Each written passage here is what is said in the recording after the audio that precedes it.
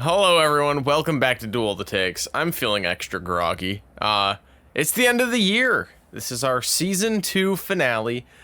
We are doing probably the most just out there bracket, maybe in the history of the show. This is every movie that has won an episode of our show over the year 2021 going head to head in, honestly, probably one of the just strangest seedings of all time. Some of these movies, I feel like it feels like we reviewed them like years ago. Yeah, this has been a really long year. I cannot believe some of these matchups. It's absolutely upsetting.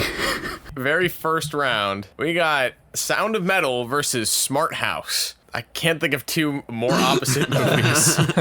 We've got Riz Ahmed's Academy Award nominated movie where he plays a drummer that is going deaf up against a Disney Channel original movie, perhaps the greatest Disney Channel original movie of all time. I think that the fact that it's the greatest Disney Channel original movie of all time doesn't save it from going up against this powerhouse of a film. Is it a powerhouse of a film? I don't know. If we put it up against some of the best films of this year, like, does it stack up? Like, if we throw Sound of Metal into when we eventually do the best movies of 2021, does it even make the top 5? Like, is it better than Dune? No. Is it better than, like, Green Knight? No. Why am I blanking on other movies? Is it? But personally, Sound of Metal made me extremely emotional, and it was such a well-made movie. Like, I don't have any real criticisms of it. Obviously there's some movies it doesn't hold a candle to, but I don't think that it deserves a matchup against Smart House. I will say this, Smart House has endured with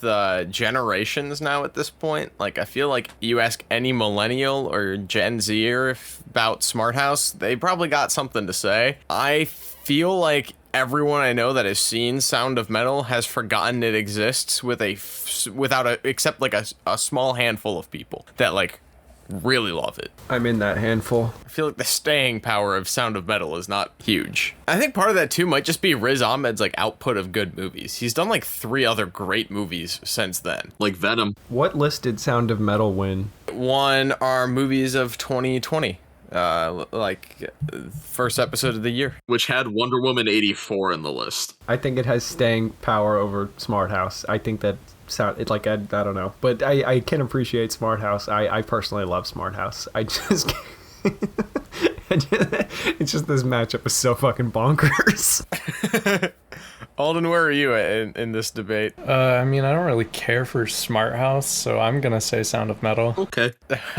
I think Sound of Metal makes sense. I gave Smart House the best I could. Sound of Metal moves on. Up next, we've got The Prestige, which won our Christopher Nolan list, versus Eddie Murphy's Coming to America, which won our Eddie Murphy top 10 These video. Very grounded psychological thrillers.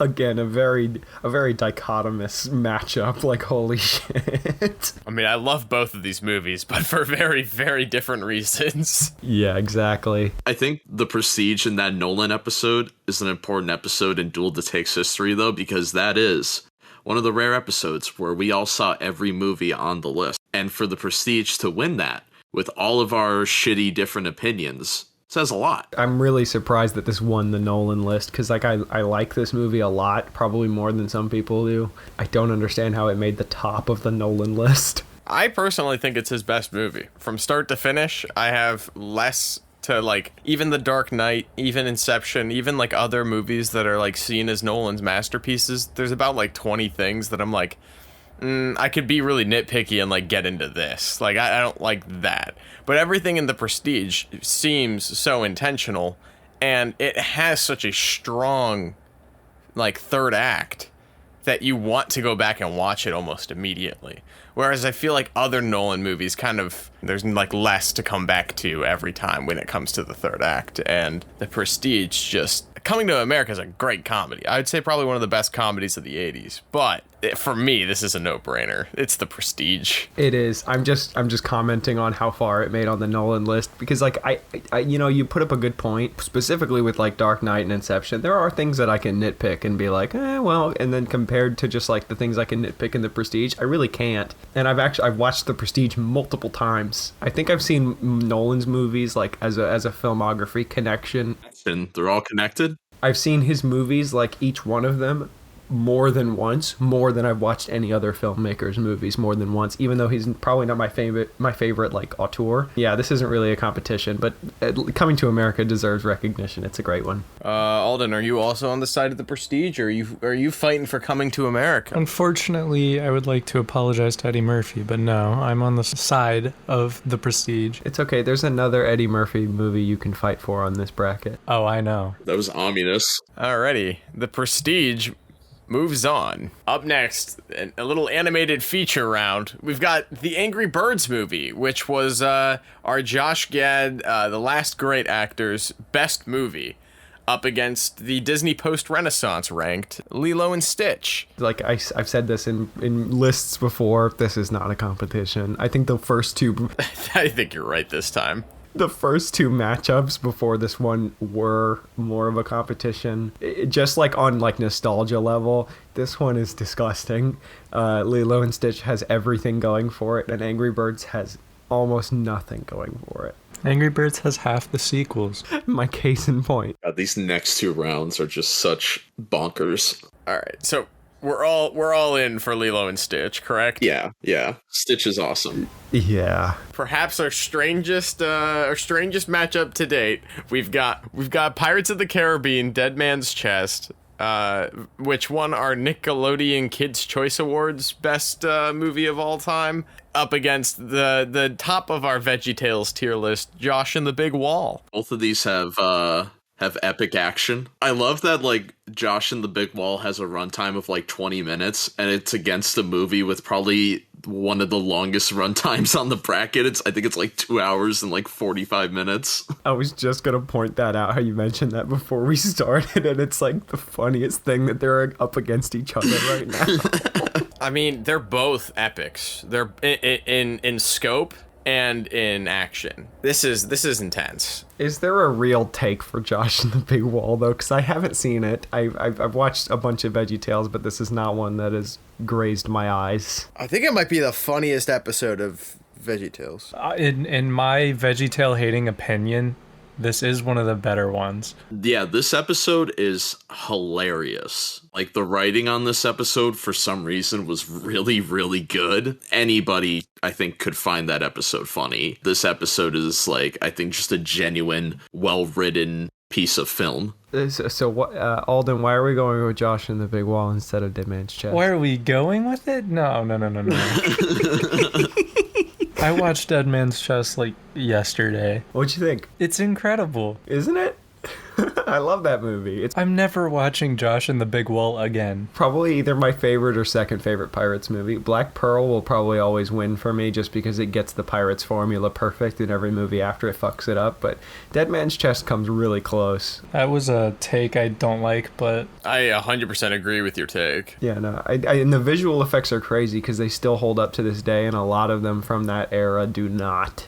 And you can still look at Davy Jones and be like, that looks photo real. I mean, I think the animation in VeggieTales holds up just as much. If you told me that Josh and the Big Wall was animated in the Unreal 5 engine, I wouldn't hesitate. I mean,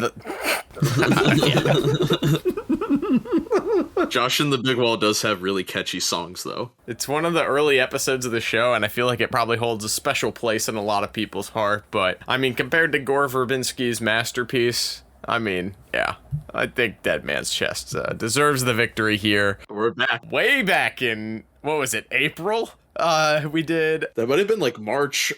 Right around Easter, we did a live action Martin Scorsese ranked, and it was the day that shall live in infamy as Jory didn't show up, and we had a tie for the first time in Duel of the Takes history at the #1 spot, specifically to sort it out right now at the very end of the year. The two winners of the Martin Scorsese movies ranked was The Wolf of Wall Street versus Goodfellas.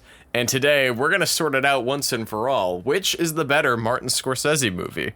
This is a fucking no-brainer in my opinion, and I know I'm in the minority with my choice. Where do you guys all rest? I feel like by saying that, we know Nate is in the Goodfellas camp. Saying no-brainer, though, is kind of offensive to how great The Wolf of Wall Street is, though. Like, I get it's the film bro take, and it's like, it's everybody's choice for one of the most overrated movies of the past 10 years. Like, I get all that. But have you gone back to watch Wolf of Wall Street lately? It's great. It is entertaining from start to finish. And yeah, I could say the exact same thing about Goodfellas. It's going to come down to extremely nitpicky things to pick one or the other to me. I don't know. I think I'm going to take a point away from Wolf of Wall Street because, like, propagandistically, it gets it wrong. I feel like you're not supposed to side with him, but you do. I don't know, that's kind of what I like about it. So I'm gonna say Goodfellas. I've seen both of these movies multiple times, and there's one of them that I prefer over the other, and as much as I would love to side with the base take of Goodfellas, I have to pick Wolf of Wall Street because I enjoy it more. Seeing people with their Instagram bios having both entrepreneur half the time spelled wrong in their Instagram bio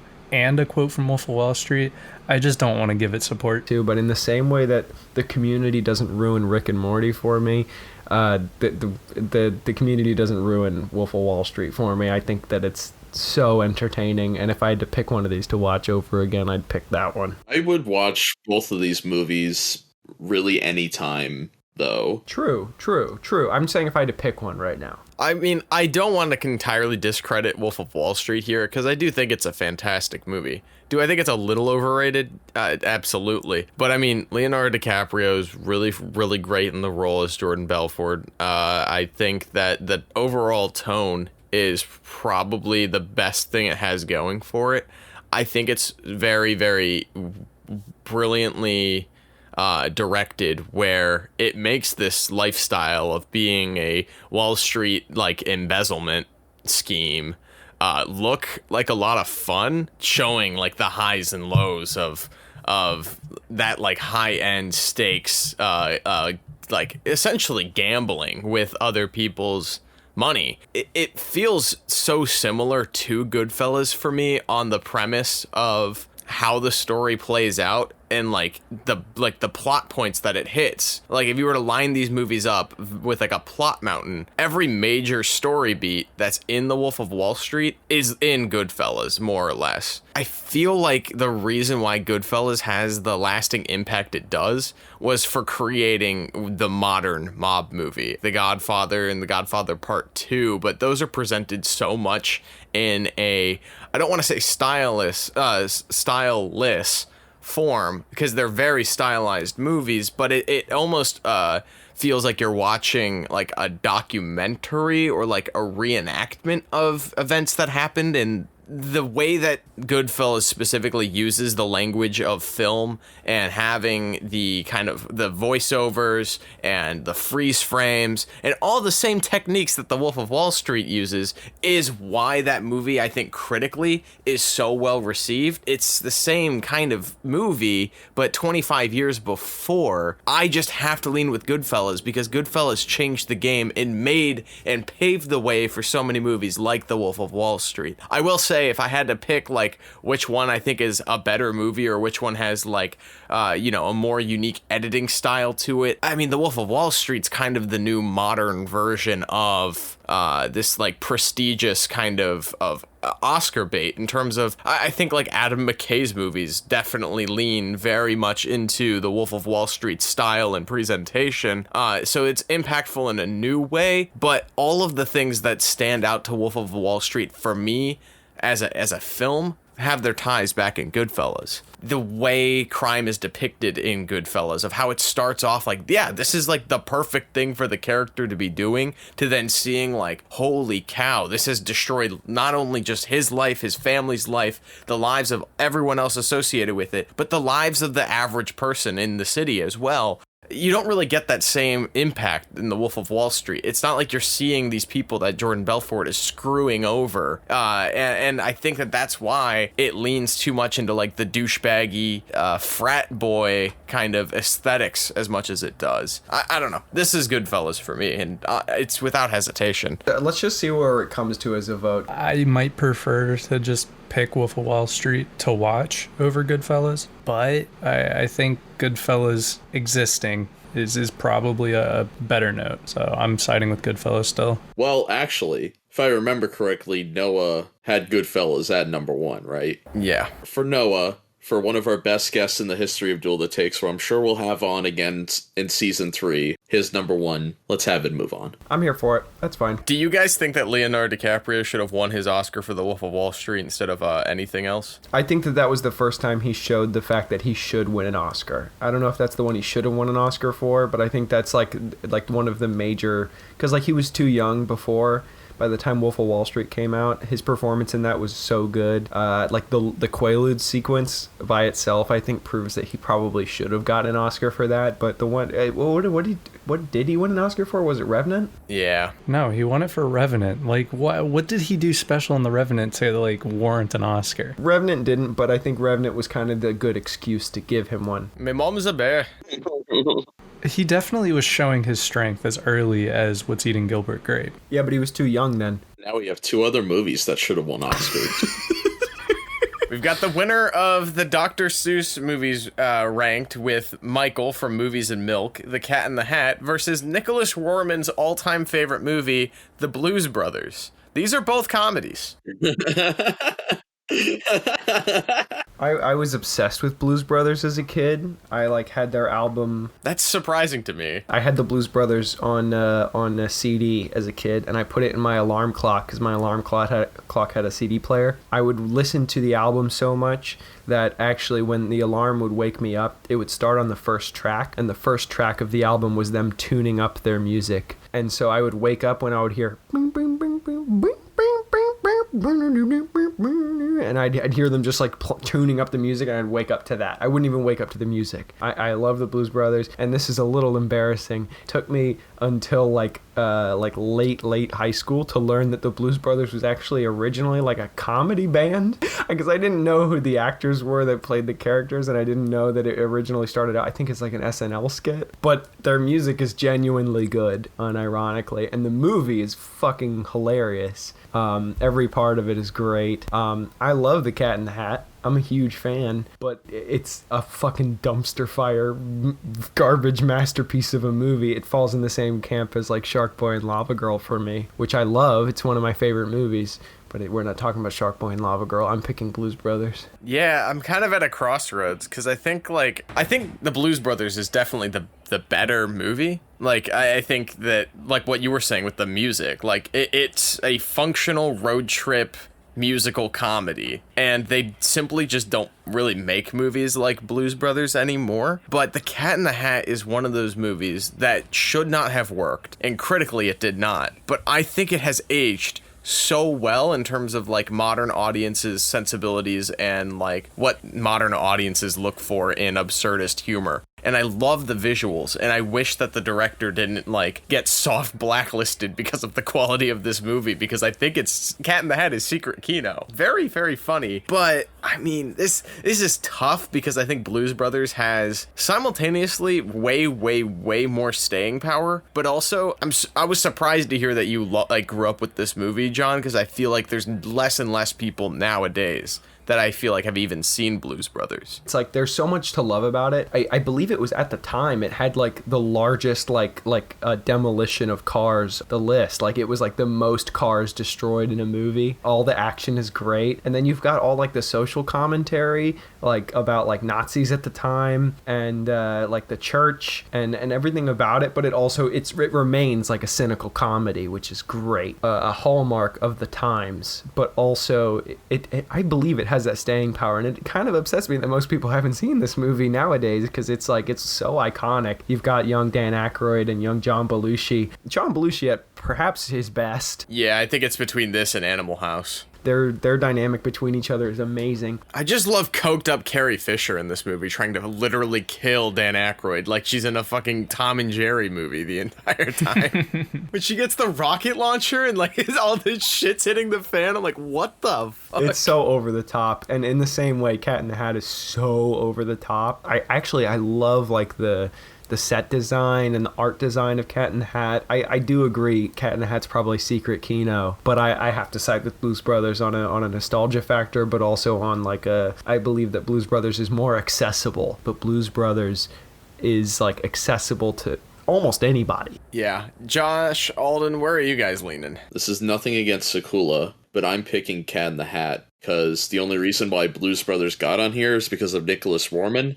and I can't physically give that man more credit, so I have to pick Cat in the Hat.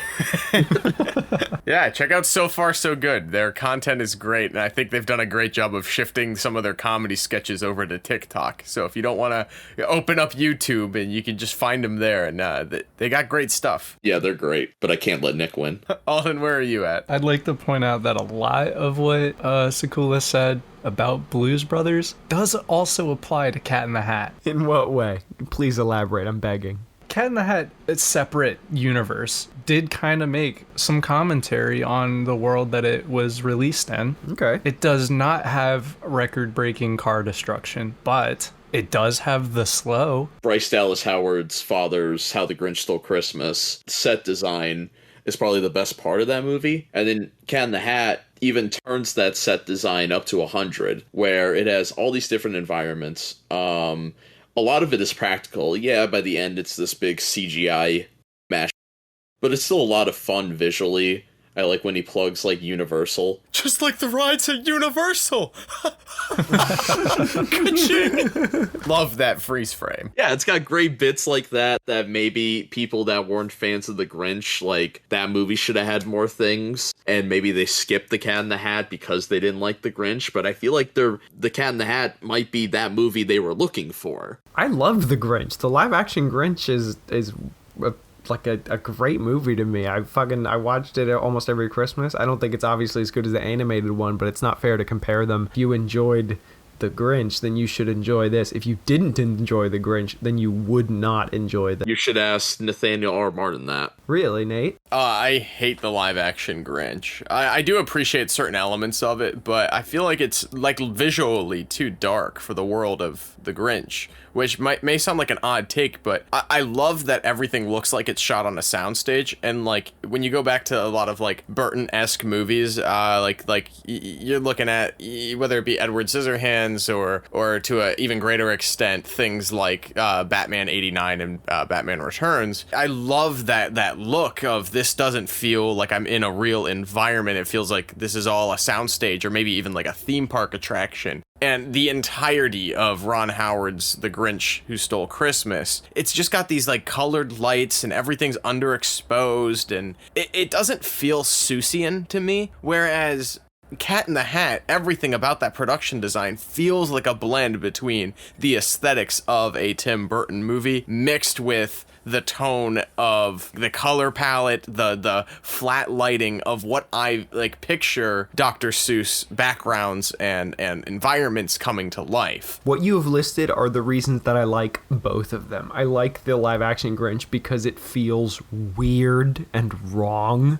I love that. It feels weird and dystopian and wrong and I love that about it. I just don't know why they had to Blade Runner the fuck out of The Grinch. The Cat in the Hat takes it full Seussian, where it's like everything looks like a cartoon. The houses, the cars, the wardrobe, the environments, like the street, the grass, everything feels like it is Seussian, and I love that. But I do love in The Grinch how it just feels like this weird Blade Runner dark, like dreary, but also like the songs and the characters are like these Seussian, like, and it's funny because like in Cat in the Hat, the cat looks like a cartoon, like as if he's like a host on like a children's TV show. That's what he feels like to me. But then you've got the Grinch, and in his universe, it like the Seussian characters look like John Carpenter monsters, and I love that about it because it just feels wrong, but it's great. All I'm gonna say is we have talked way more about Cat in the Hat here than we have Blues Brothers, and I think that says a lot about one,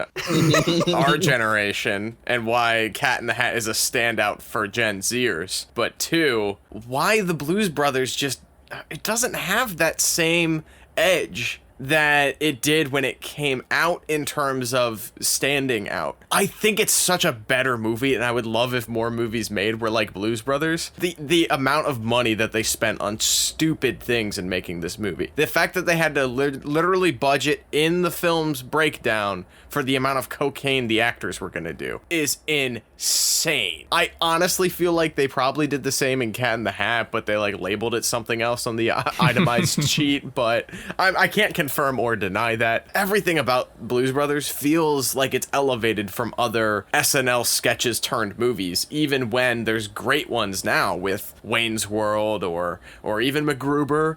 You know, there's still good ones being made, but this is tougher than it should be, but my instincts are telling me that Blues Brothers is the better one. If we're putting it to a vote, I'm putting my foot firmly in Blues Brothers camp. But if we lose, and if Cat in the Hat has to win this, that's fine, as long as I get to say that Cat in the Hat is not going to make it much further on this list compared to almost anything that's left in this second part of the bracket. Sakula, did you watch last year's bracket? Those are not the words you should be saying on this episode. Okay, well, I'm putting my foot firmly in the Cat in the Hat in honor of Joan Walden, Kelly Preston. She died last year. Rest in peace. Josh, where are you at? I'm voting Cat in the Hat because... So we're 50-50 on this? I'm leaning with Cat in the Hat. Let's get it. Sorry, Blues Brothers. That's fine. That's okay. I said my piece. Up next, we've got Planet of the Apes, the original, up against Terminator. Oh my god, I forgot about this. These are like, no joke, these two movies, like, I have praised so much this past year as like two of like, these movies could be in my top 10 movies of all time. It is up there in like Point Break tier, I call it, of my favorite movies of all time. Of Kubis Kino? Yes. I've got a super based take for you guys. Let's hear it. I like the 2001 Planet of the Apes more than this one. I don't think that's based.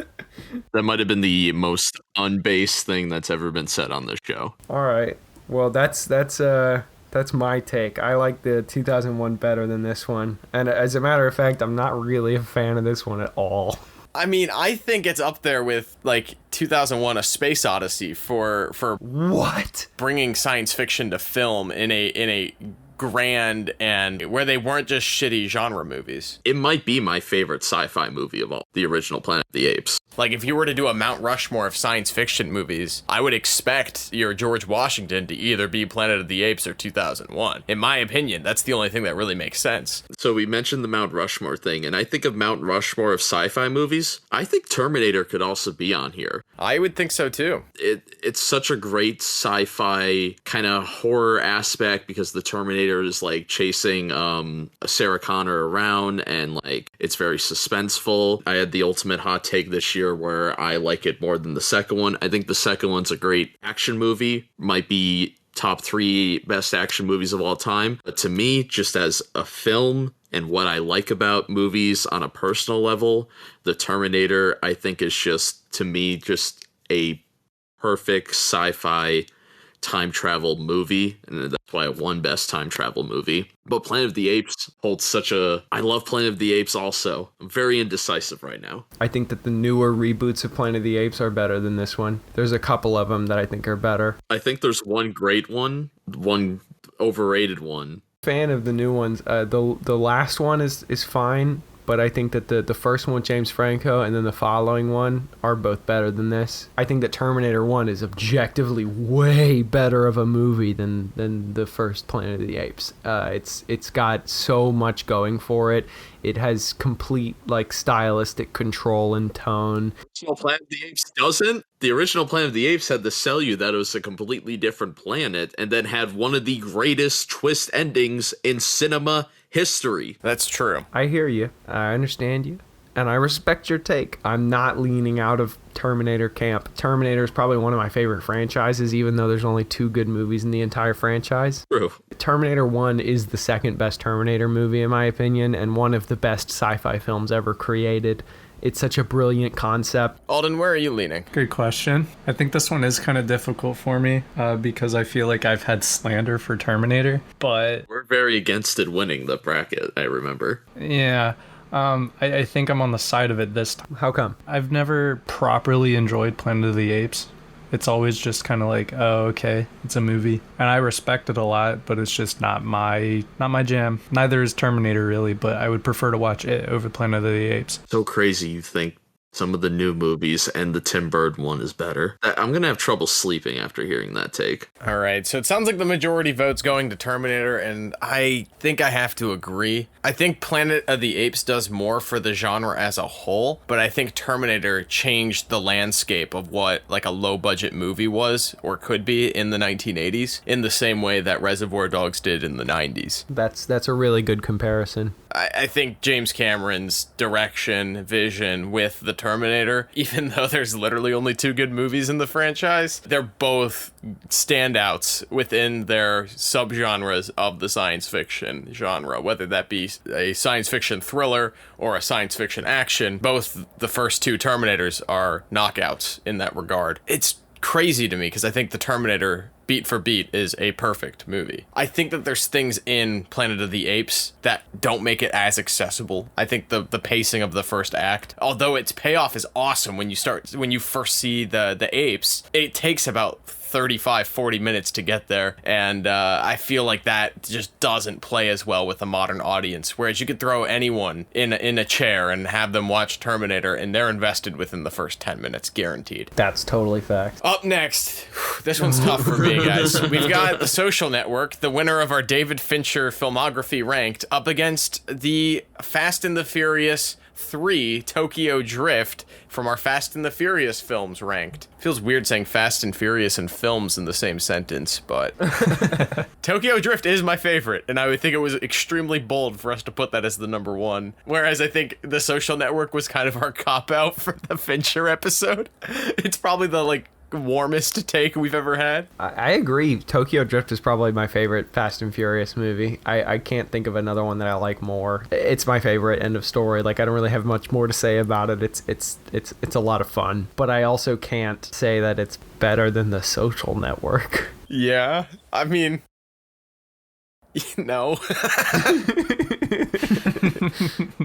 Alden, you're a Cars guy. Sell us on why Tokyo Drift is better than The Social Network.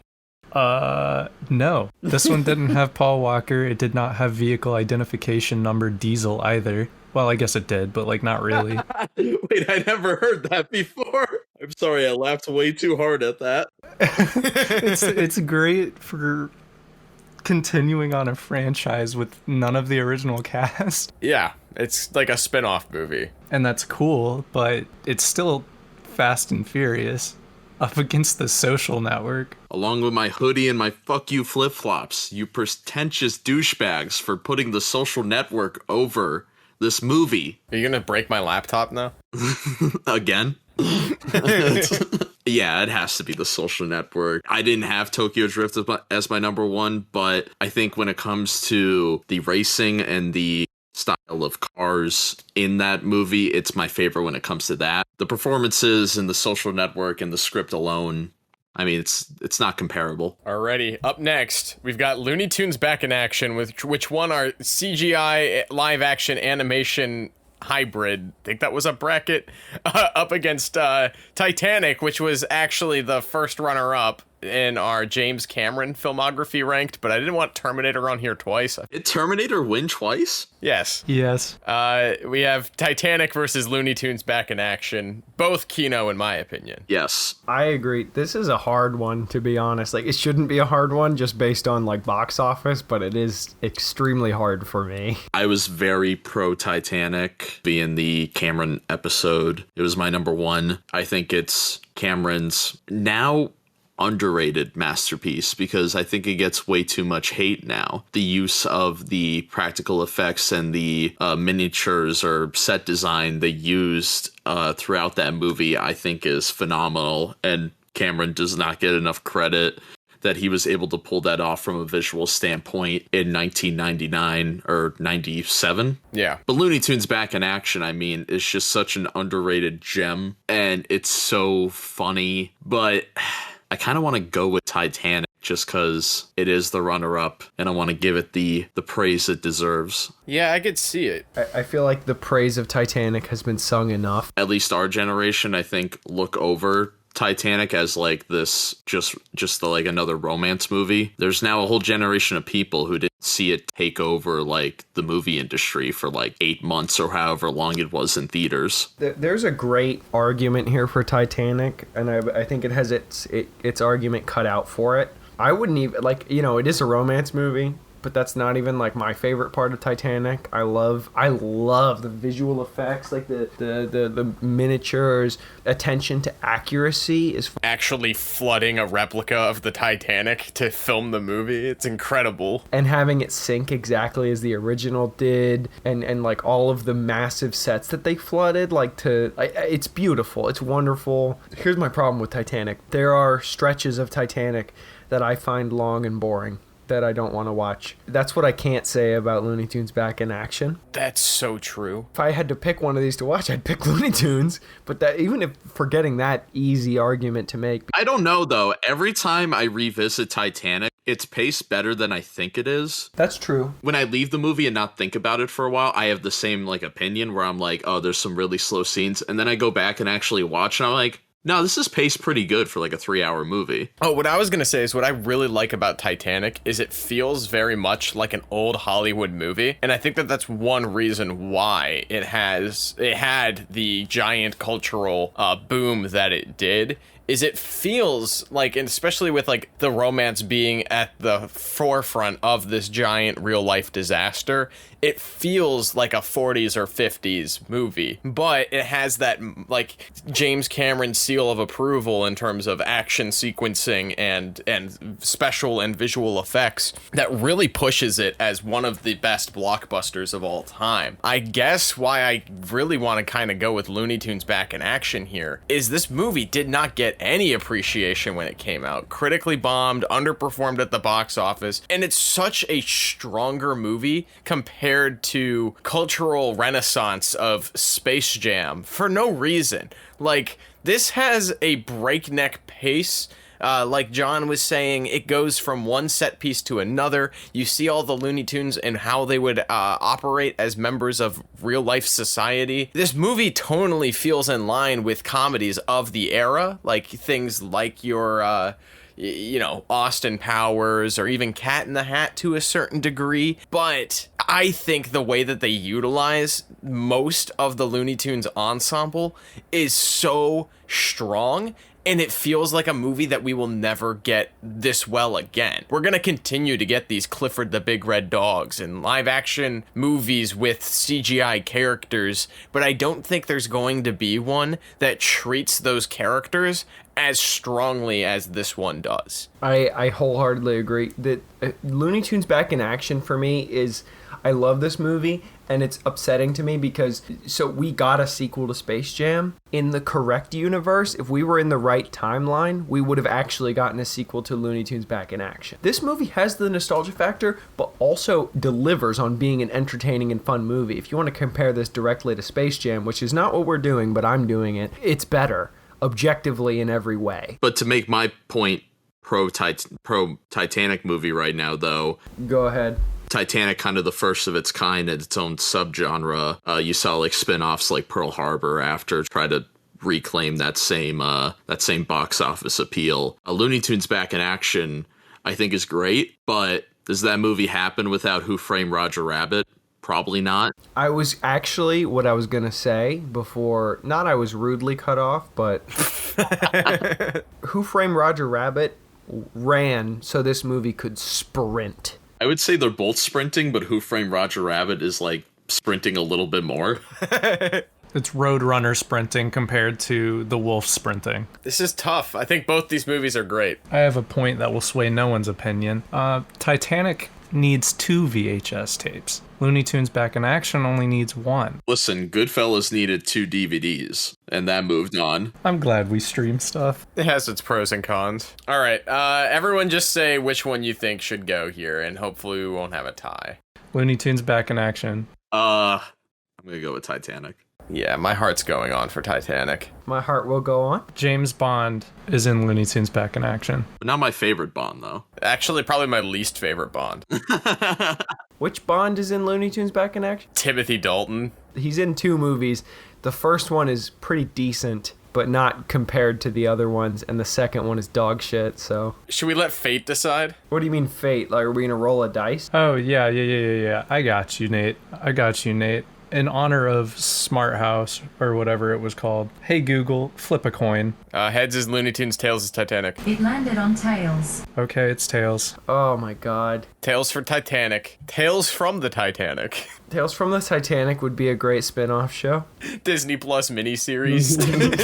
It's like the plot of Titanic, but from like other characters' perspectives. They would have to do an episode on what's his name, the guy who gets cucked. Billy Zane. There's one that is just the band that's playing as the ship is sinking. Oh my god, like their individual stories, like why they're on the ship and like they're like the things that got them into music originally. That would be so good. All right, this next one's a little wild. The Sixth Sense, which won our M. Night Shyamalan movies ranked, up against Sorry to Bother You, Alden's favorite movie of all I time. wonder which one Alden will pick. Plot twist, The Sixth Sense. What a twist. Yeah, I wonder too. I'll start, I guess. I'm picking Sorry to Bother You. I love The Sixth Sense, but first watched this movie, I didn't know the plot twist. I hadn't heard the I can see dead people. I hadn't heard that before. It had never been spoiled for me when I watched this movie. I immediately knew what the plot twist was as soon as I saw the first scene. Wow. I know we talked about it in the actual episode, but I can't get over Donnie Wahlberg's method acting in the first act of this movie. I just think The Sixth Sense is a little overrated, but Sorry to Bother You, it does something. I don't want to say different for like the. I mean, it's fairly different. It does something for the genre that it's like so over the top, but it's on purpose. I think Sorry to Bother You is the greatest satire of the last 20 years. When I first watched it, I was thinking like, I was upset by it actually when I first watched it, because I was thinking, the satire feels very surface level. But then I watched it again and I'm like, it is surface level, but that also feels like the point. It feels intentional. It's not like it's a bad attempt at satire. It feels like trying to be super on the nose, because that's kind of the point of everything in the movie. It's literally beating you over the head with its stance on capitalism and the state of our current world. Yeah. Yeah. To the same degree that Adam McKay's new movie, which came out Christmas Eve on Netflix, Don't Look Up, does. The jokes are at the expense of the audience because we live in the real world where these things are actually happening, and it's like way, way, way over the top. An exaggerated version of our real world that is made to poke fun at those faults and those problems. I'm really excited to watch that movie. It's really, really great. It's probably gonna get shit on, but it's great. Yeah, I mean, The Sixth Sense is a great movie. It's a great watch. I think its twist, the way the story unfolds is awesome. But for me, it's one that you really only get 2 great viewings out of. Whereas Sorry to Bother You is like one of my favorite movies to show someone who has no idea what the movie's about. Yeah. Even if you are able to find someone who has never had the ending of The Sixth Sense spoiled for them, I feel like they're going to follow that movie pretty well and they're going to enjoy it, but it's not going to be something that like sticks with them. That was me. I followed the movie, I enjoyed it, but it did not stick with me, unfortunately. Sorry to Bother You will stick with anyone. It is a lot to take in. All of the surface level shit is all there. What's going to stick with you more is like the deeper themes of the movie that you kind of have to think about to unpack, which I love. Every single time I rewatch this movie, there's just something brand new that you find in it. Sounds like 3. Josh, where are you leaning? No, I'm going with Sorry to Bother You. I love that movie. All right, we stay based here on the Duel of the Takes panel. The best Halloween movie of all time, Halloween 3 Season of the Witch. I feel like everyone really drank my Kool-Aid on that one, but I'm happy it happened. Up against Hot Fuzz, the best Edgar Wright movie, according to me, and also you guys, sort of, from our last episode ever made. This is the Nate round. Nate Martin Kino round. This really is. It really do be that way. Anyone who knows me knows that Halloween 3 Season of the Witch is like not only one of my favorite like Halloween movies. It's one of my favorite movies to watch around the Halloween season. I can't think of the last time I haven't seen this movie in October. It really is a lightning in a bottle in terms of atmosphere and tone, but I will say I don't find myself going to Halloween in Halloween 3 Season of the Witch in like, I mean, I guess you could probably watch it in March since like the Evil Company's Irish and shit. That could be a fun little March movie, but I wouldn't just turn this movie on like on a whim in like the middle of the year. As much as I love it, I think it's perfect as a Halloween treat, so to speak. Whereas Hot Fuzz, I think, may be the greatest action comedy of all time. It's very high up there in that regard. I mean, I laugh out loud to Hot Fuzz every single time I watch it. I know exactly where the story goes. I know it drags a little bit in the end of the second act, but it is breakneck paced, some of the funniest editing and visual gags put to film, and also just like lovable over the top action and a dumb little mystery that you get yourself intertwined in every time you watch it. I think just for the rewatchability and how often I have seen it, I think Hot Fuzz deserves to win here. I don't think that any Halloween movie, especially the best one, Halloween 3, I totally agree. The best Halloween movie, at least to me. I'd like to apologize to Nicholas Alexander for this part of the episode. I don't think that the best Halloween movie has anything to compare to Hot Fuzz. It's upsetting. Like, there's a lot of things on this list that are upsetting that they're compared to. This is one of them, because on any other list, Halloween 3 should probably make it really far. Definitely did, because it won a list before, but the best Halloween movie doesn't hold anything to Hot Fuzz, so that's where I'm at. I want to go with Halloween 3 just for the fact that I noticed we have a lack of horror in this whole bracket so far. There should be a different horror movie replacing Halloween 3.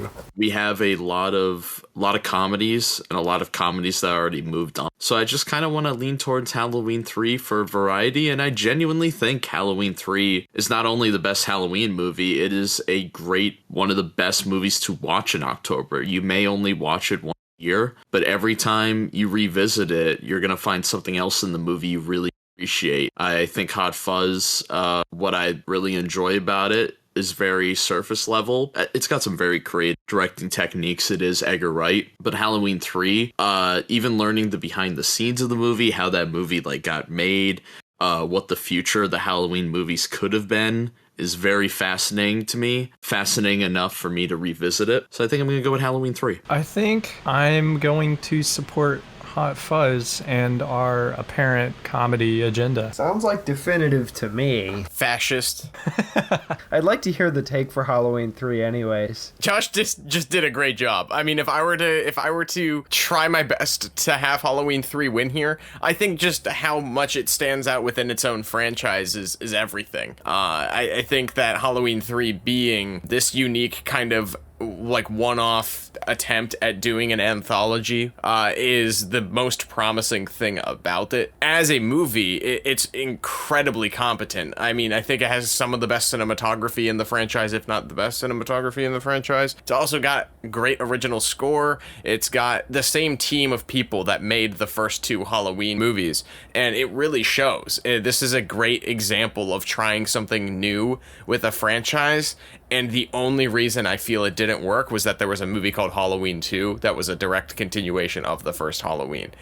In that parallel universe where this was Halloween Season of the Witch or Halloween 2 Season of the Witch, just instead of Halloween 3, this movie would have catapulted mainstream anthology releases in the theater for decades to come. That's the timeline where we have the Michael Jackson Spider-Man movie. I'm glad we don't live in that timeline then. Loving Vincent versus Shrek from our very recent animated movies of the 2000s and the 2010s brackets. Buddy, Alden, take it away. Well, Loving Vincent is like pretty good. It's very unique and its style is incredible. However, it's no Shrek. Shrek is also incredibly unique. It was groundbreaking animation on the level of Pixar and not from like a Disney owned property at all. Yeah. And there's a reason it won its own like list. But the thing is, these won very similar lists. Yes. I think Loving Vincent is probably the most underrated movie on this bracket. Probably this or Sorry to Bother You when it comes to people actually talking about the movies. I am agreeing with Alden. One, because Alden probably feels like I betrayed him when I didn't vote for Shrek 2, so I'm going to support him right now. And two, I think when it comes to accessibility and what I want animated film, Shrek gives me all that. Loving Vincent, I watched, really enjoyed. I'm sure I'll revisit it in a couple of years, but Shrek, I could literally... I watched it in Spanish, and I still had a great time. Had a great time, yeah. I'm gonna stay on brand. I'm picking Loving Vincent. It's the most unique movie, I think, on this entire list. That doesn't mean that it should go all the way to the end, but I think above Shrek, which I love Shrek, and I will defend it until the end, until you put it against Loving Vincent, which is a movie that has one of the most unique factors of all time, which I'll list I'll say for the last time, because we probably won't come back to Loving Vincent for a while. 26,000 paintings, oil paintings. That went into this film, but then you come to the unique style of storytelling where it's kind of like an LA noir style, like who's lying, who's telling the truth. How did Vincent van Gogh die? Nobody really knows. It gives you a little bit of an idea, but it doesn't really answer the question by the end of the movie, which leaves you with that level of mystery, which I love. Shrek is amazing. It's one of the best 3D animated films that I could possibly think of. Films or animated films, I don't think it comes close. I think that Loving Vincent tramples it by a light year. Unfortunate. But does Loving Vincent have that dynamic cast, like the performances by Mike Myers, Cameron Diaz? Like, these are A-list actors, like, coming together. You're right. It doesn't have that dynamic. And that's the problem with a lot of these matchups on this list, is that a lot of them shouldn't be compared. And the reason they're being compared is because they won. But I'm just comparing the performances here. There's no performance in Loving Vincent that stands out to me like a Shrek, Donkey, Fiona. Like, they all have these iconic performances. Loving Vincent, it has stylistically, it's great, but is there any performance by an actor in that movie you would say is better than the main cast of Shrek?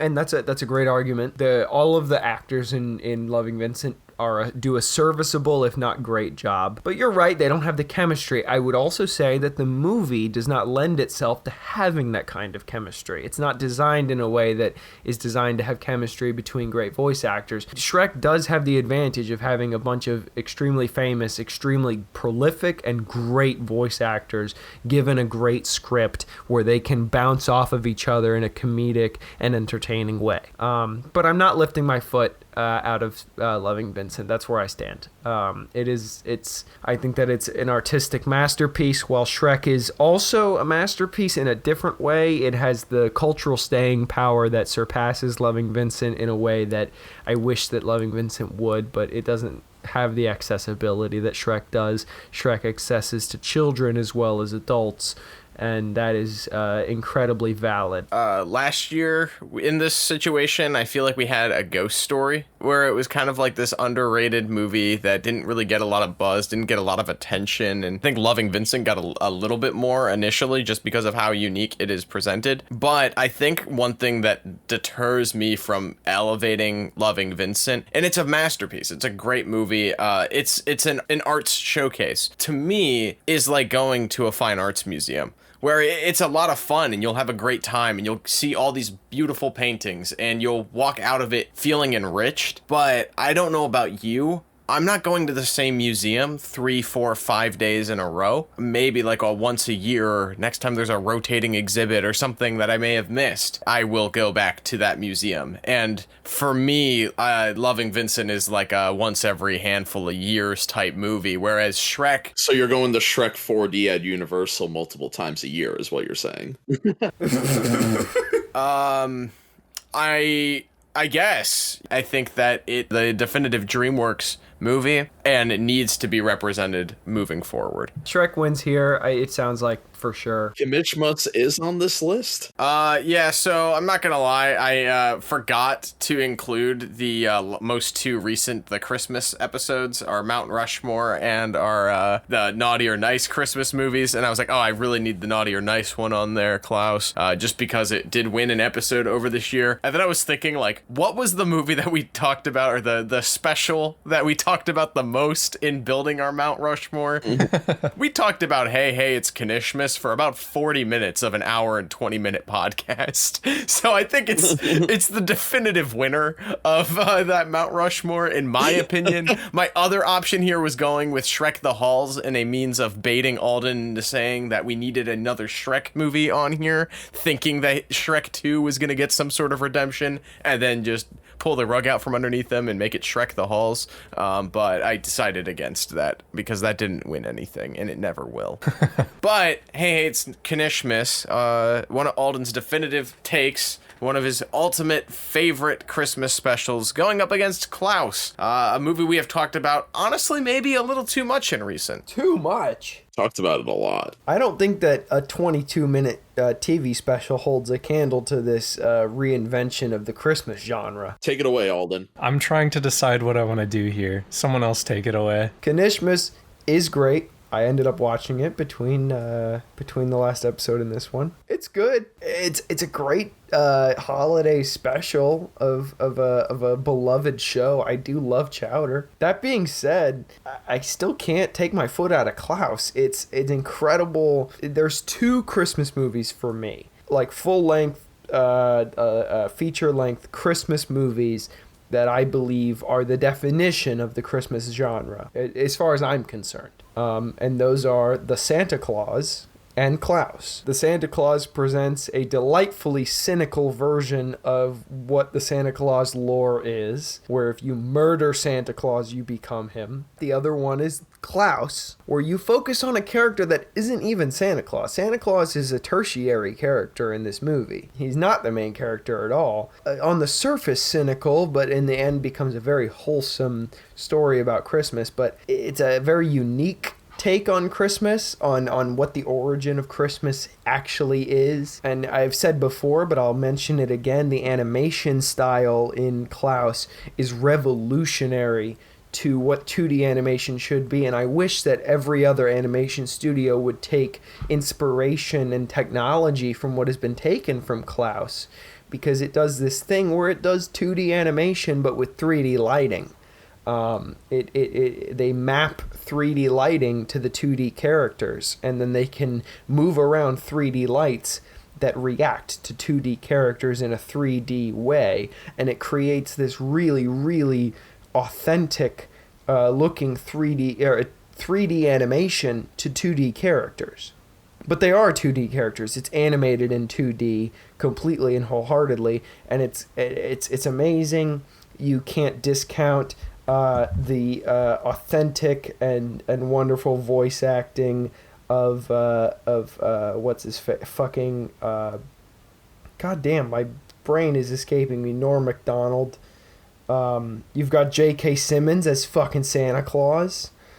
Jason Schwartzman is your main character. Rashida Jones, of course. And these are incredible people to voice anything. Virtually unparalleled to any 2D animated movie that I've ever seen, ever. It's pretty incredible. I think that Klaus in the future will be one of those movies that generations look upon and appreciate, whereas Kanishmas is great as a TV special, but does not hold a candle. Are we really moving on? Are we doing it that fast? I've heard this same song and dance. I just edited you saying pretty much the same thing last week, but I'm glad you said it again, because I agree. I think that Klaus needs to move on here. Hey, It's Kanishmas, a great little TV special, and I'm happy that it made our Mount Rushmore, but I really don't know if it has what it takes to dethrone Klaus, unless Alden has some boiling hot take for us right now. Well, I mean, it was just said that Klaus, we predict, will, gain traction and hold itself well as it ages. Hey, It's Kanishmas is already doing that. This came out in, 2000... 2008, I think. Yeah, 2008 or 2009. Yeah, and it's already gaining traction from people who have never seen Chowder as a show in general and definitely didn't grow up with it. And now people are making reanimated episodes of Hey Hey It's Kanishmas. People really like this special. And I think Klaus is great. It's definitely incredible. I don't know why you moved Klaus. I was about to vote for Chowder. Really? We're about to be 50-50 unless Nate's on Kanishmas? I mean, they have very similar theming, I'd say. Every single character in Klaus kind of has a change of heart in some way, something to learn from. But the same thing can be said about Hey Hey It's Kanishmas, just in a shorter package. A little bit more fun of a movie, or rather a special. A 20-minute short. 20 minutes is enough to get the same point across. I mean, hey, that's a plus. I mean, if we got 2 votes for Hey Hey It's Kanishmas, then we actually have to fight this. Yeah. I feel like the stake, this bet that we kind of have going, where in 20 years Klaus is still going to be remembered, is kind of trite, because I think as a movie itself now, even if it isn't as big as it should be, or maybe doesn't have an immediate cultural pulse to it, I've heard since we recorded that episode from multiple people that like they watched Klaus for the first time, or like that they enjoyed it, but I that's just kind of like murmurs, word on the street type stuff. I don't really know, outside of like the 5 or 6 Discord servers the collective here hops in and out of, if that kind of push for Hey Hey It's Kanishmas is really like, I feel like it discredits Chowder as a show to elevate its Christmas special over everything else. Would you say that this is the best episode of Chowder? Because I feel like that's not even really fair, because you don't really get a normal episode, so to speak, from this. This is not the best episode, but it is in the top 5. This isn't the best Christmas movie, but it is probably in the top 5.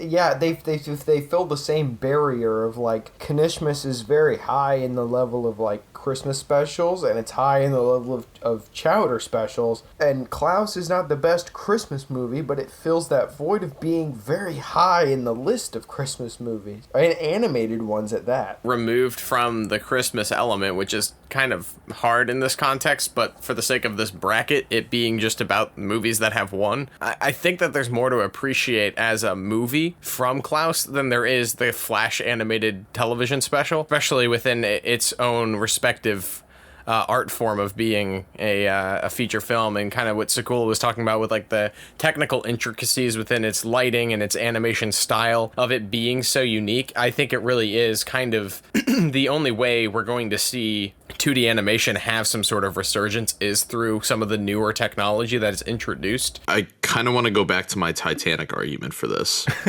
Without ranking Bass, perhaps we don't get to the point where a movie like Klaus can get made.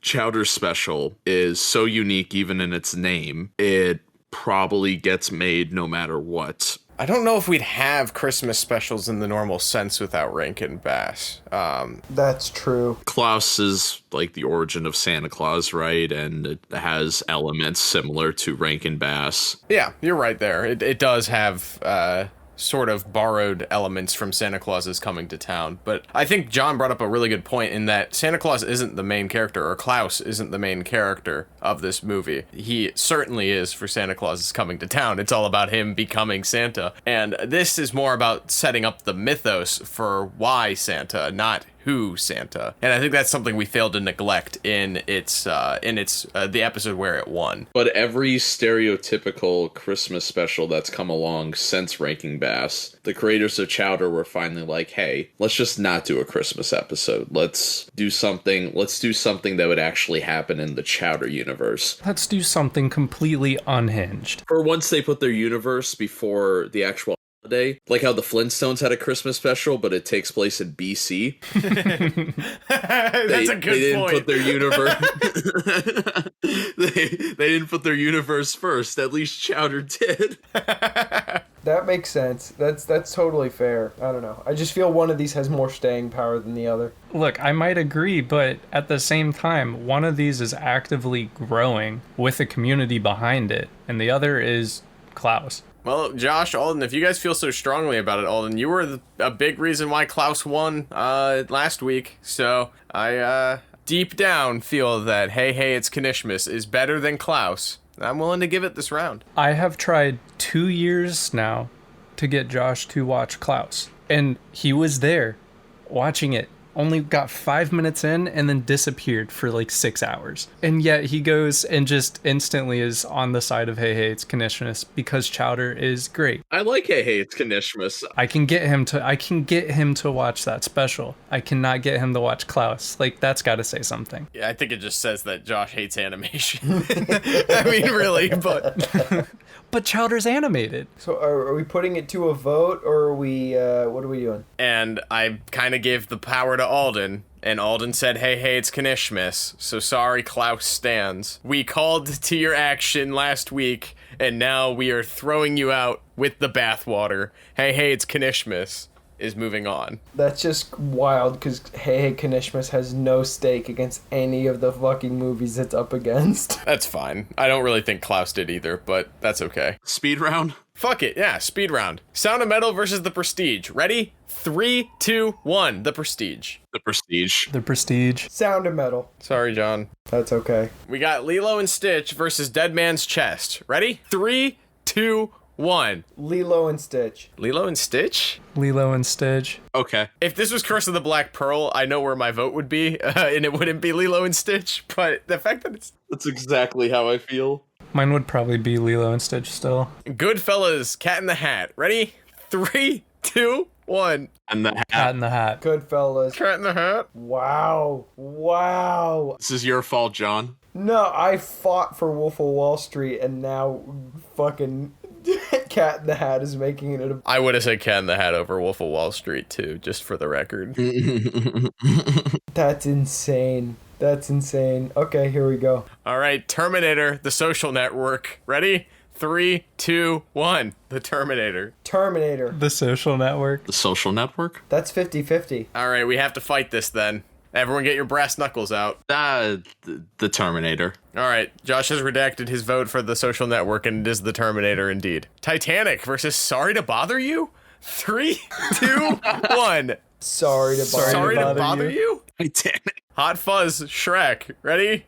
3, 2, 1. Shrek. Shrek. Shrek. Get out of my swamp. Hey, it's Kanishmas or nothing. 3, 2, 1. X-Men Days of Future Hey, Klaus. it's Kanishma. It's actually not a bad idea, but hey, it's Kanishmas, I guess. All right, left side. Let's do it. Cat in the Hat's getting a bye, so that's hilarious. The Prestige versus Lilo and Stitch. It's time to fight, guys. What's the better movie? The Prestige. Yeah, I think it's The Prestige. Like, I think Lilo and Stitch was the best out of the best when it came to the post-Renaissance. But if I had to rank Lilo and Stitch with the Renaissance, it's probably in my top 5. There's probably 4 other Disney movies I like better. Especially a Goofy movie. Yes, of course.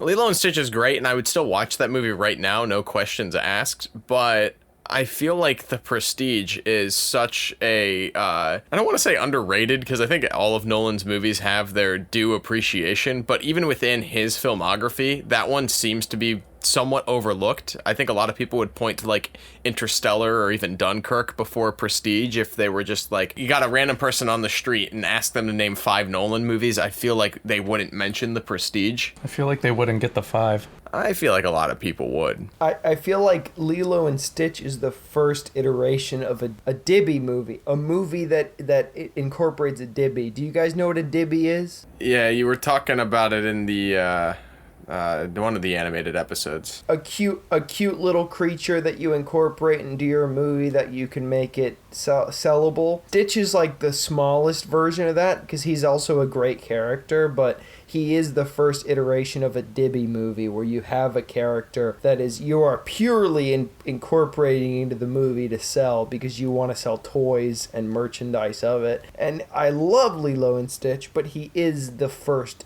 Dibby, I think. Yeah. Didn't Gremlins sell dolls? Gremlins are not Dibbies.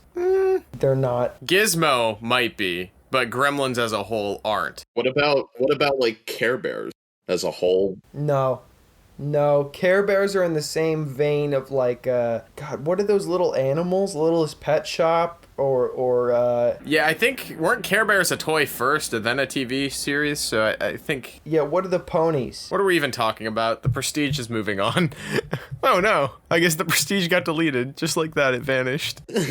And then, Cat in the Hat's getting a bye, so we'll talk about that later. Oh no. Now we have to fight Terminator versus Sorry to Bother You. Terminator. No. I love how tired Alden sounded in saying that.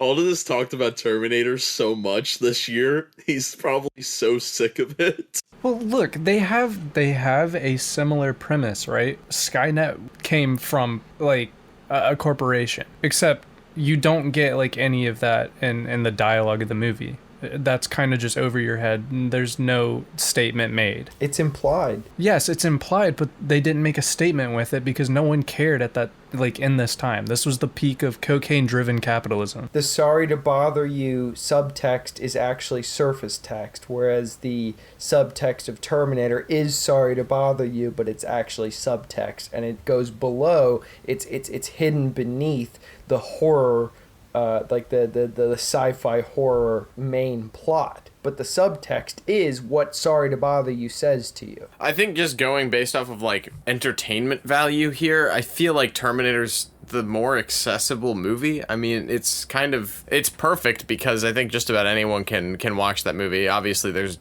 some graphic violence and some nudity and stuff, but it's not... So you have the same thing in Sorry to Bother You. There's graphic nudity and violence in that movie. Yes, but I don't think a lot of people would appreciate Sorry to Bother You, especially the late second act and third act of that movie and how far it goes. I'm agreeing with you. I'm just saying that Sorry to Bother You's like violence and graphic nudity of horsecock is not as beneficial to the plot as Terminator's is. I would argue it's more beneficial to the plot. Yeah. The crowd-pleasing movie here is Terminator, because I think about half the people that watch Sorry to Bother You aren't going to agree with its thesis, and that's probably by design. I mean, it is a satire. No, that makes sense. Supposed to poke holes in the faults of capitalism and how bleak our future can look if we continue to just let, gigantic corporations redesign the human genome. But at that same time, I think it's a ballsier movie. I think Terminator has that deep kind of subtext, like we were saying, with the rise of technology, with the fears and paranoia of artificial intelligence and all of that. It's not taking a stance in that. It's just saying like, oh, that's a cool premise, or that's a cool you don't really get like the anti-Skynet agenda in Terminator until Judgment Day, whereas this one movie doesn't really go into why that's bad. It's just, this is the bad guy. I disagree. In Terminator, you have a single mother who's being hunted down by a robot. She ain't no mother yet. Okay, well, she isn't in the movie, but in the context of the movie, yes, she is a single mother. She's giving birth to the son of the resistance of the robots, and it's like, maybe if you watch this movie in a vacuum, maybe that's not what you get out of it. But that is the plot of the movie, is that the single mother of the resistance, and actually, but the soldier that comes from the past to protect... Kyle Reese? Yeah, whatever his name is. He comes from the past to protect her. He tells her that she gives birth to the leader of the resistance. And even if you don't actually understand that he's the one that actually creates that person, John Connor, like, that is the plot of the movie, like, regardless. Like, and she is the mother of the leader of the resistance. That is the plot of the movie. And she fights that robot hand to hand and crushes him in a machine. Like, she fights him to the death even while the person who created John Connor dies. That's pretty substantial. Like, you know, Sorry to Bother You is great, and it does have all of that social commentary in it, but it's not as on the nose as Terminator is, but it says the same things, and Terminator is a more succinct and better movie. If you want to compare them movie to movie, Terminator's a better film, just on the nose, like just a better movie. And Sorry to Bother You can do that because it came out in a context of a time where people understand these things. Terminator did not. It came out at a time when people were not as willing to accept these kinds of societal changing opinions, but it doesn't need to. It doesn't need to do that. I want to throw one little thing in that argument, and it's bringing in another movie, but only a few years after Terminator, we got Robocop, which to me blends both of these movies in terms of having an explicit stance. Robocop is a cheap extension of Terminator. No, it's not. Totally not. I don't like Robocop, and I disagree entirely. Robocop's a cheap extension of Terminator. I love Robocop, but it's not as good as Terminator, end of story. I would argue it's better. You think Robocop is better than the original Terminator? I think Robocop has a general appealing action movie and thriller and the social commentary that Terminator does have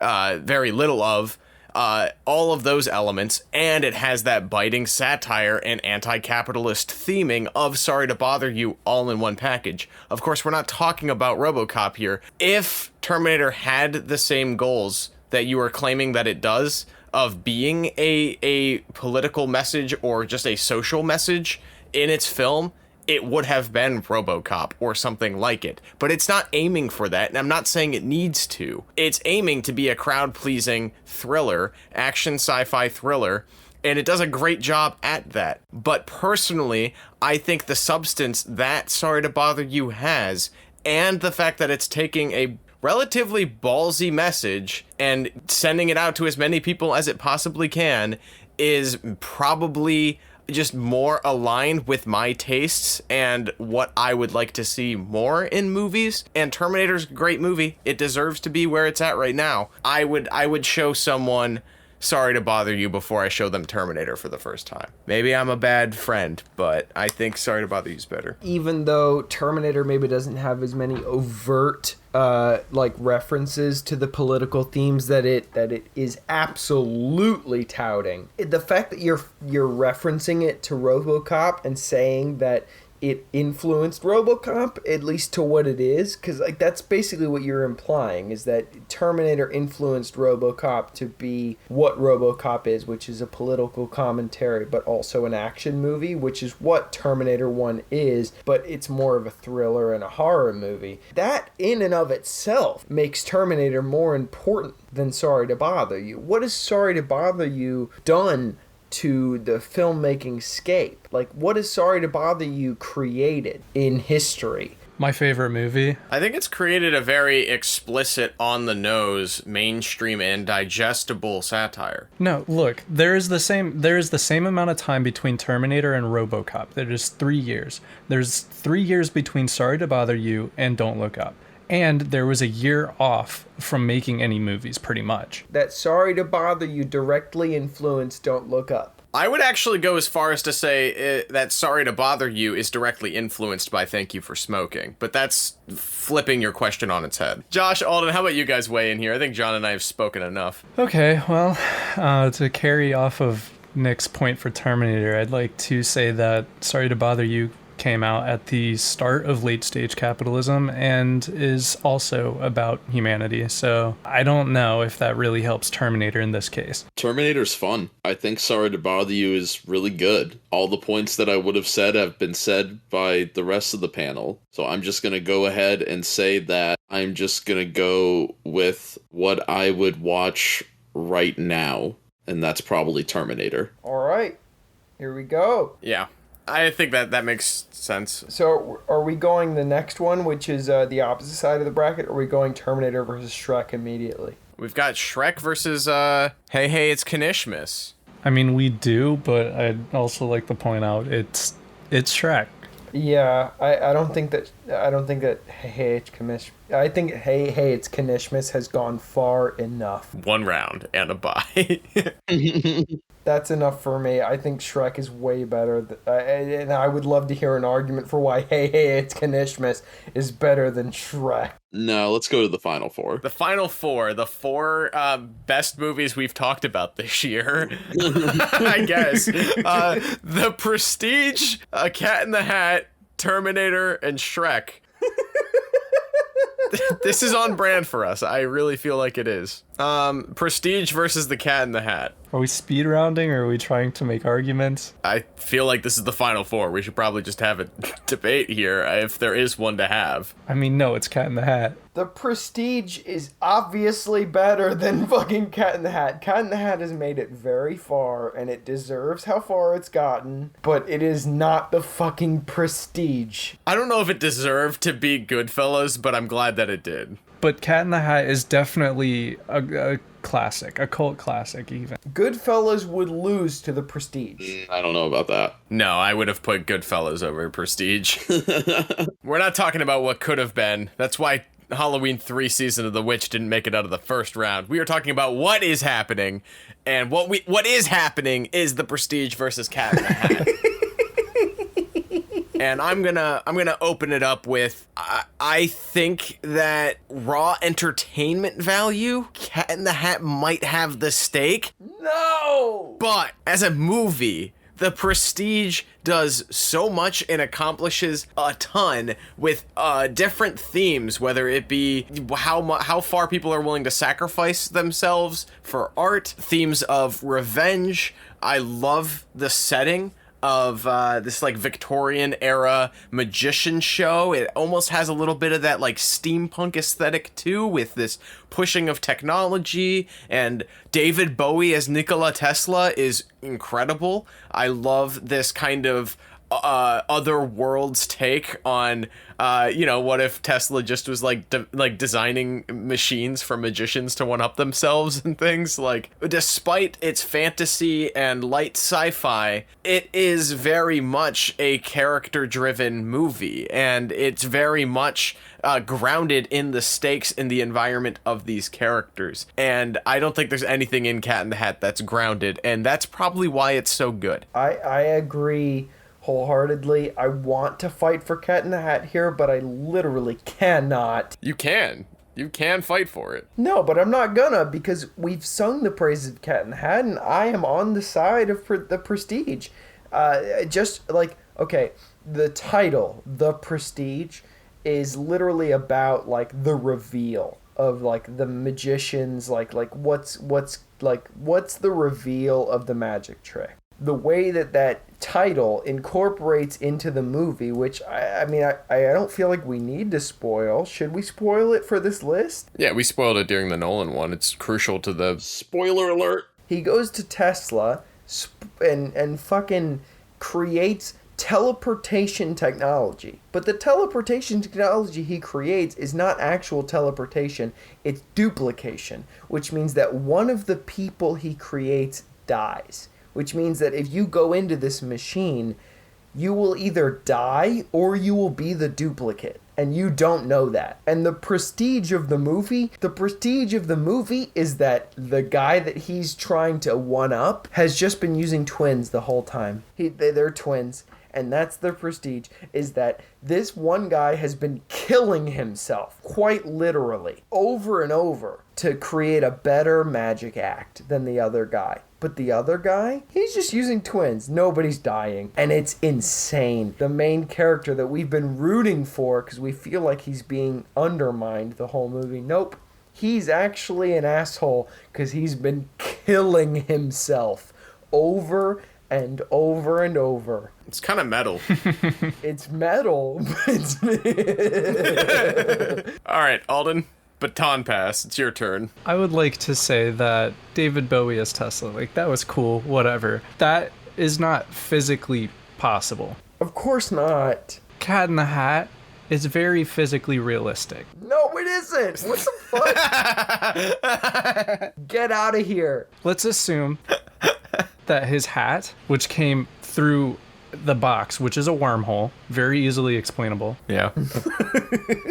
The hat is either using a different wormhole to store things, like a little separate dimension, or it's like the new Spider-Man suit. It's like Iron Man's suit where it's nanobots. Completely believable. No. Personally, cannot believe that this person just duplicates after getting struck by lightning. Like, no. Josh, where do you stand? I didn't expect Alden Guy, the science guy, to debunk that. Okay. The Prestige has something going against it, where what's going against it for me is time. I've only seen the movie once. I think it's great, but I've seen The Cat in the Hat many of times and have enjoyed every single viewing. I don't know what I'm going to get out of the second viewing of The Prestige. I think the twist is awesome. All the spoilers that Sakula said earlier, I think are great. Don't know how that will be on a second watch, so I'm not judging that. I'm just saying where I'm coming from when I say that I am in support of The Cat in the Hat making the finals. That's insane. I will say the one thing that I did get out of Prestige the second and third time I watched it, once you know the twist of the fact that there's these twin brothers, seeing how their earlier tricks are also performed with that element is really, really cool. You have to think about all the intricacies of every character interaction that Christian Bale's characters have from two different perspectives of these two characters that you don't learn are different people until the twist. I think that for me, that elevates as a twist to something like The Sixth Sense, which we talked about a little bit earlier, where it's straight up, oh, this guy was a ghost. And then there's like a lot of references and like the color red symbolizing the fact that these are things that the ghosts can't do or see. I think the Prestige adds more emotion and gravitas on a second watch through, because you have to then, what you have the knowledge of the second time viewing or the third time viewing that you didn't know the first time viewing, and how that elevates mostly Christian Bale's performance, but also the stakes and the consequences of these guys devoted to this rivalry. I think it ups the stakes on a second watch, personally. Yeah. If you don't think that would do it for you and would continue to push Cat in the Hat, then, I mean, you're more than right to defend Cat in the Hat here.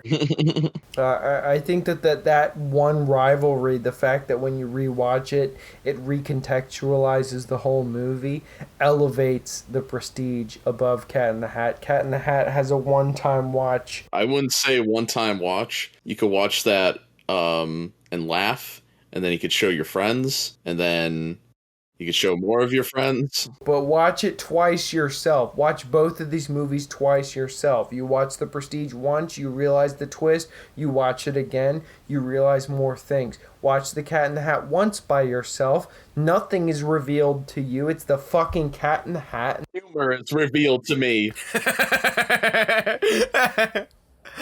I don't think I'd ever watched The Cat in the Hat by myself once to begin with. Exactly. The Prestige is obviously above this one. And here's the other thing, which really doesn't have anything to do with these two movies. The Cat in the Hat doesn't compare to whatever wins the next round. Maybe. All right, Cat in the Hat moves on then. We'll see. All right, we've got Terminator versus Shrek. Wait, what? Hold on. Why did we just put Cat in the Hat? Well, I'm on the side of Cat in the Hat. Alden and Josh were adamant in defending it. I gave all the takes I could for the Prestige. I didn't budge either of them. And we wanted to see how Cat in the Hat would fare against the other two movies. I think that this is justified. But we were 2-2. Clear that I wasn't going to win over either Josh or Alden, and I'm more willing to compromise my love for the Prestige for another movie that I love. It's fine, because whatever the next one wins is going to win. All right, we've got The Terminator versus The Shrek. It's just like last year. Terminator. No. Yes. Are we having deja vu? We are having deja vu. You have a genuinely good movie that redefined the genre of sci-fi versus an animated movie that had a great impact on our generation, but also is just an animated movie that has good chemistry. Bro, calm down. It's incredible. Surprisingly good chemistry for what it is, but it is not The Terminator. Alden. The Terminator doesn't even have close to the same chemistry that Shrek does. I definitely believe Fiona and Shrek more than Reese and Sarah Connor. Yes.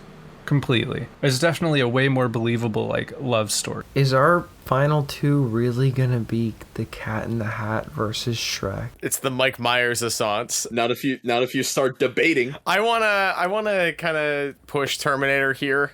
I think the impact of Shrek is gigantic, and I think it's a big reason why I've continued to advocate it for as far as I have. But I think Terminator also has its own impact of sorts, not only on like action movies, but on time travel movies as well. I think we looked it up. This was like right before, same year as Back to the Future. A little bit after, it was the year before. Sorry. Terminator kind of launched time travel movies, which pushed sci-fi in a new direction. And I mean, look at the modern blockbusters we have now. I mean, Avengers Endgame, the only reason that movie works, at least as a sequel to Infinity War, is because of how they rely on time travel to fix the timeline and things. You look at where the MCU is heading, and a lot of it has to do with multiverses and multiple timelines. And in that movie, they reference Terminator and Back to the Future. Right. Presenting audiences with the concept of there being this sacred predetermination or timeline that needs to happen, or turn of events that need to happen, is a very, very heady and crucial element to Terminator that makes audiences think while also enjoying and entertaining crowd-pleasing. And I think blow for blow, I think more people would enjoy Shrek if these movies were playing as like a double feature, but I also think it's got a bigger pool of people that can relate to it because everyone's familiar with fairy tales and would love to see a comedy movie with people making, or with these strong characters making fun of the tropes within that genre. But I think the Terminator is the better movie. I think it has a incredible story and incredible lore, all in a compact 90-something minute runtime, and is incredibly well directed and has paved the way for modern blockbusters. It redefined what an action hero looked like in the 1980s, which is huge. Introducing Arnold Schwarzenegger to the mainstream as an actor and not as a person was a gigantic thing for this movie. And I don't really think, besides creating a rival studio that proved it was worth its own, Shrek didn't really introduce anything new. It just saw the writing on the wall of where the animated industry was going and made a great movie within those confines. I think the Terminator has to win here for me. I agree. I think the Terminator has a cultural staying power. Like, both of these movies have cultural staying power, but I think that one of them, i.e. Terminator, has cultural staying power that... Hey, they're both franchises with only 2 good movies. That's true. That's true. After Shrek, the animated franchise of movies, there hasn't been a movie like Shrek. Hoodwinked is like Shrek. Nope. We're not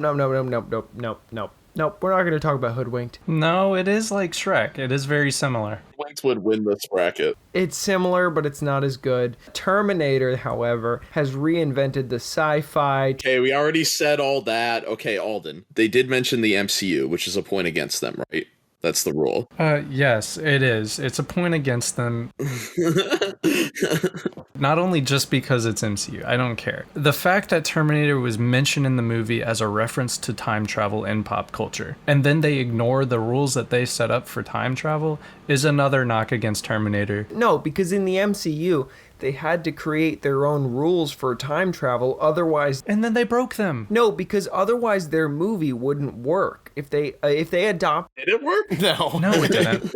If they adopted the version of time travel that Back to the Future set up, it wouldn't work. The movie wouldn't work. If they adopted the version of time travel that Terminator set up, it wouldn't work. They had to adopt their own. But the fact that they ventured to mention those both versions is bold, and also... Making a pop culture reference is bold? Okay. No, it's not that it's If we want to talk about pop culture references, the king of pop culture reference movies is Shrek, Sakula. I don't care if an MCU movie makes an 80s reference. Are you fucking kidding me? It's not about, it's... You talk the whole time. I'm going to be Kanye West. I'm going to let you finish in a second. Shrek has made pop culture references and clever writing with pop culture A-list celebrities, while something like Endgame referenced it just to get people like you to talk about it for 45 minutes for no reason. No. And The Terminator, I think, is a great movie. I just talked about how it was in my top 10, but you have this argument for it, the more I want to vote against it because of how it's being represented. The Terminator is a sci-fi horror movie. Nobody has mentioned the word horror during this round for some reason. Everybody, how suspenseful that movie is. We've talked about horror a lot. What are you talking about? The line, I'll be back, it's probably up there with I am your father as one of the most referenced lines. That also wasn't brought up. These are better points you could have brought up to win this, but I'm voting Shrek just because I'm better. Look, the reason that Endgame brought up those movies is not as a pop culture reference. Yeah. Why are you going back to the MCU? Yeah, that was the worst thing about our argument. I don't think we need to continue talking about They brought it up not as a pop culture reference, as a pop culture touchstone, because the Terminator movies and the Back to the Future movies bring up valid excuses and reasons and explanations for what time travel should do in the reality of our universe. But the MCU explains them in a way that makes more sense, in a logical sense. Talking about your movie anymore. It would definitely make more sense. It would be easier to digest if they didn't break the rules that they tried to introduce in this one singular movie. They didn't break the rules. Like, Doctor Who somehow has kept to their rules more than Endgame. Fuck Doctor Who. Doctor Who didn't reference Terminator. We're saying... Actually, Well, Yeah. They reference Terminator in the way that they're saying that version of time travel is wrong, and that's not to say that it's actually wrong, but that's to say that the reason they brought it up was that way they could explain why their version of time travel is right. To explain it in that universe makes perfect sense, because in their version of time travel, you can't go through time and then come back through time and say that was the past. No, it wasn't. That was your future. That makes perfect sense. all right, well, I have a hit against Terminator real quick in reference to Doctor Who yet again. Oh my god. I think Terminator exists only because Doctor Who has the Cybermen, and the first instance of the Cybermen was in 1966. Wrong. So Wrong. Josh, I have a question for you, specifically. I know that Shrek isn't your favorite Shrek movie, but I do know that Terminator is your favorite Terminator movie. So are you saying that Shrek as a franchise is stronger than that of Terminator as a franchise? Oh, absolutely. What? As much as you could shit on Shrek 3 and 4, I haven't watched Genesis. I refuse to watch Genesis. That's fair. I will not. And, I'm sure I'll watch it one day, but the fact that I no, you shouldn't. Nate, you put up a weaker argument for Terminator than I did. No, he didn't. He just asked me a question, Sakula. He wasn't making an argument. Yeah, he brought up Genesis. I brought up Genesis. No. And then me and Alden saw Dark Fate, and I never felt so, offended in a movie. They do not care about its lore, at least with Shrek. They're when it comes to, their characters and that, they're, consistent with it. Even if Illumination wants to reboot it or whatever, there's no way it's gonna mess up its franchise like Terminator. Even Terminator 3, that ending is one of the biggest bro moments in a franchise. Are you kidding me? The way Terminator 3 ends? Why don't we just compare the original Terminator versus the original Shrek? Okay, I will say the original Shrek has a better soundtrack. God damn it, Nate. That soundtrack is great. God damn it, Nate. Shrek wins. And here it is, the Mike Myers movies bracket finale. The movies we talked about in 2021. We've got Cat in the Hat versus Shrek. Shrek. Obviously. It's obviously Shrek. Is it? If it was Shrek 2, it would obviously be Shrek. But I think these are very, close together. I agree. It's clearly Shrek. This is not a competition. If it was Shrek versus Cat in the Hat, we could fight about this. It's fucking Shrek. Do you think Shrek has better bits than Cat in the Hat? Because I don't know. The cooking sequence in Cat in the Hat is pretty good. Yeah. I think the character dynamics in Shrek are better than the character dynamics in Cat in the Hat. I think that the world design and the way that the story evolves is better in Shrek. I think the villain in Cat in the Hat is scarier than the villain in Shrek. Based. From his inception, Farquaad is kind of like a joke of a villain. Like, and I think that that's definitely the point. Yeah. But I think that Alec Baldwin being this like two-faced guy who's infiltrating this family is something on the lines of Cape Fear. It's kind of terrifying because he's able to woo the children's mother to send Conrad off to military school and really just financially ruin the family next door is something that I think is much higher stake than ostracizing the fairy tale creatures to Shrek's swamp. And at the end of the day, it's not really like a huge deal for anyone but Shrek, and that's why he goes on the journey that he does. But Cat in the Hat is it's about family. And that's what's so special about it. It's definitely Shrek here. Okay, I do want to compare the Mike Myers performances. What the first Shrek lacks is we don't see Mike Myers. It's like the animation of Shrek is iconic.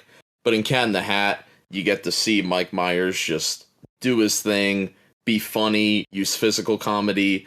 It's all great. It's just like stuff with the Austin Powers movies. That is definitely a point I could give it over Cat in the Hat. Shrek probably has the better supporting cast. Oh, definitely. The Cat in the Hat, I mean, doesn't really need that. It's really Mike Myers' movie. It's interesting to say that because he's not even in the whole movie. Well, I think you got two really competent child performances there, too. It is funny, too, with the, "You're fired!" Duh! The constant hand sanitizer is funny. A little too real. That's all great. It holds up. The use of the colors and the environment, like we said before, like it's so vibrant and so much more inviting than say like a live action Grinch movie. I think there's a lot to appreciate. And I think in the year of 2021, you have to look at the diamonds in the rough. And that's exactly what Cat in the Hat is. I think that Shrek is the definition of a diamond in the rough. Ow, it won Best Picture. It was the first ever animated Best Picture. Sure, it won Best Picture, but it always gets like the meme like excuse of like, oh yeah, Shrek is good, but it's a meme. It won Best Animated Feature, guys. It didn't win Best Picture, but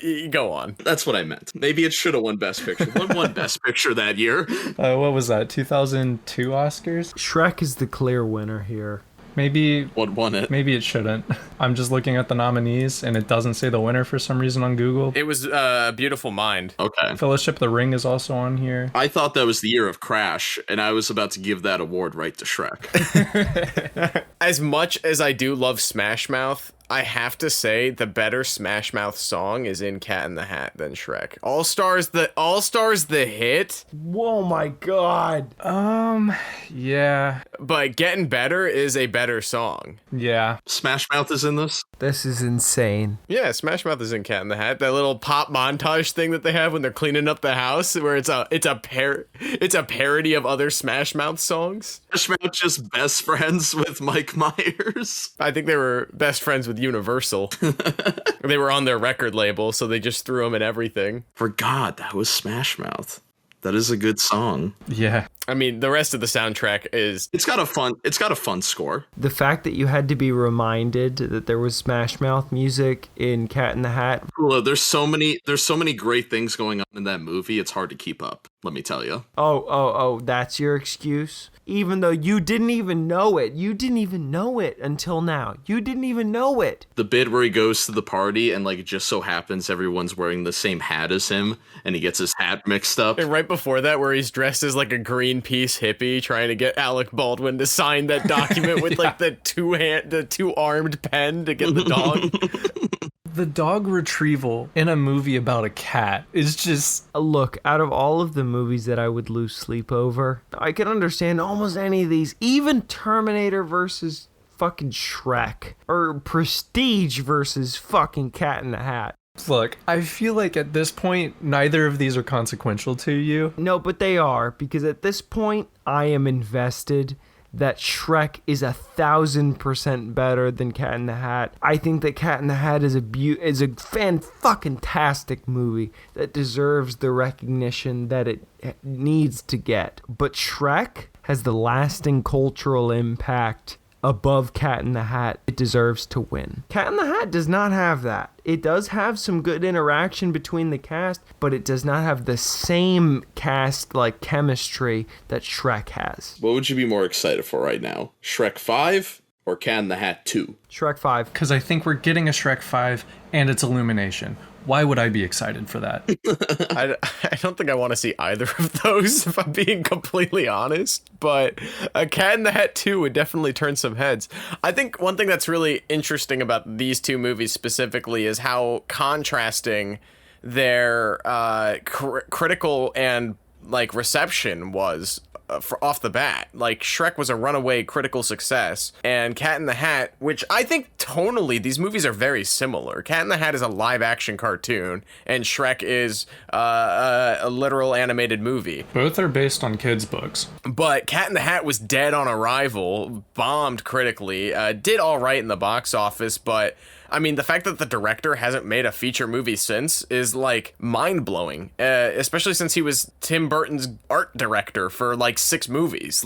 This dude was incredible, and I'm surprised that Universal and the Seuss estate just absolutely hates this movie. It makes me want to fight for it so much more. Weird that that's where they drew the line. Yes, it is. It really is. I don't think there was ever going to be a timeline where Cat in the Hat, as this movie's interpretation of it, was going to be something the size of Shrek. But I'm surprised that it was, erased from pop culture as soon as it showed up.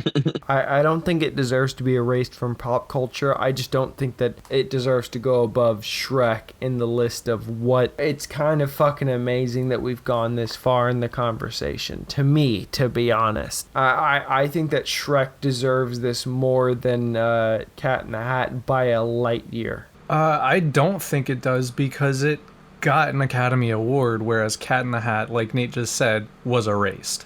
And because it didn't get an Academy Award, it deserves to go above Shrek, even though... It deserves its recognition right now. We're here now. Cat in the Hat is better than Shrek. Just to make sure that it's at least not 50-50. All right, my hat is in the ring for Cat in the Hat. Wow. I'm in Shrek.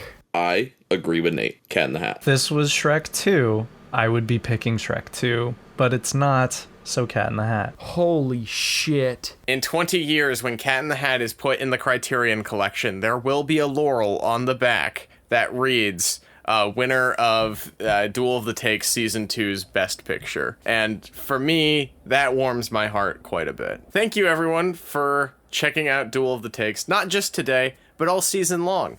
I think that this was a great way to celebrate the roller coaster of a year we've had. I would like to say something about Season 2. Yes, Josh, please do. There's been a lot of changes, a lot more changes than I think any of us thought Season 2 was going to bring on. For every single person that has still kept up any changes we made to how we presented the podcast or new guests or new hosts, if you're still here and you've been watching the past 2 seasons, thank you so much. It truly means a lot. I think I could speak for everybody that it is awesome that Duel of the Takes does have a following and that we can continue it with such a loyal fan base. Like, it truly means so much to all of us. I've been watching since you guys started this. Obviously, I haven't seen every single episode, but I'm grateful and honored to be here as far as I have been. What you guys have created is an incredible show,